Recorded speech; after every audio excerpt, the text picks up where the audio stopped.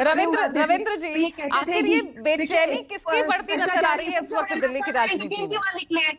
तीन ही प्रमुख पार्टियां, तीनों पर ही एक दूसरे के साथ, एक दूसरे के खिलाफ की राजनीति यहां पर दिख रही है, और केंद्र में है महिला सम्मान योजना।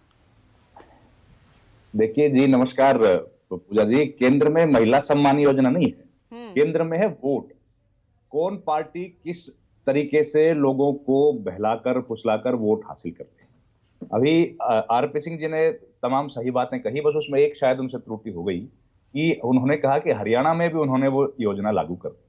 हरियाणा में वादा किया गया था, योजना अभी तक लागू नहीं हुई। बाकी स्टेट्स में हो गई है, लेकिन हरियाणा में अभी तक योजना लागू नहीं हुई है।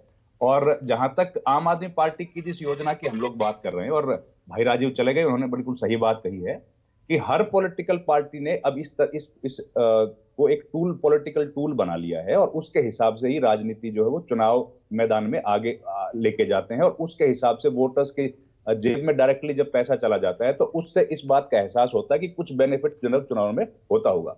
लेकिन हम लोग अगर पहले की बात करें पूजा जी, तो इस तरह की स्कीम सबसे पहले अगर वैसे तो आई थी तमिलनाडु में, लेकिन 87 में हरियाणा में इस तरह की स्कीम लेके आई गई थी, जो वृद्धावस्था पेंशन 100 रुपए की गई थी। लेकिन उस वक्त की जो जनता थी, या उस वक्त जो स्कीम लागू हुई थी, उसके बाद सरकार रिपीट नहीं हुई। 100 रुपए लोगों के खाते में तो गए, लेकिन सरकार रिपीट नहीं हुई। अगले चुनाव में सरकार हार गई।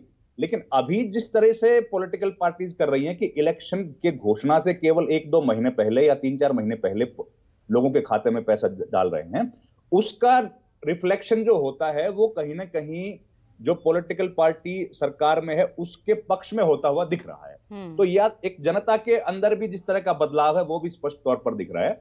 जहां तक दिल्ली की राजनीति की सवाल है, तो दिल्ली में यह बात बिल्कुल तय है अभी जो दिख रहा है, और हम लोग राजीव जी की जो रिपोर्ट्स उनको भी देखते हैं उससे, और पल्लवी ने भी जो दिखाया है उससे यह स्पष्ट है कि फिलहाल जो है वो स्थिति आम आदमी पार्टी की मजबूत दिख रही है।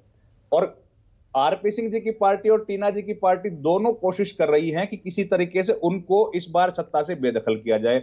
अब दिक्कत दोनों पार्टीज के साथ यही है कि इनके पास दिल्ली में कोई बड़ा चेहरा ऐसा नहीं है जो आम आदमी पार्टी के संयोजक के सामने खड़ा कर पाए, और ये सबसे बड़ी कमजोरी के तौर पर यहां पर जो कार्यकर्ता कांग्रेस के हैं और बीजेपी के, उनको दिखाई दे रहा है। अब कांग्रेस पार्टी जो है पहले तो उन्होंने अलायंस किया, तो आज की स्थिति बिल्कुल कंफ्यूजन वाली है कि उनके कार्यकर्ता किधर जाएं।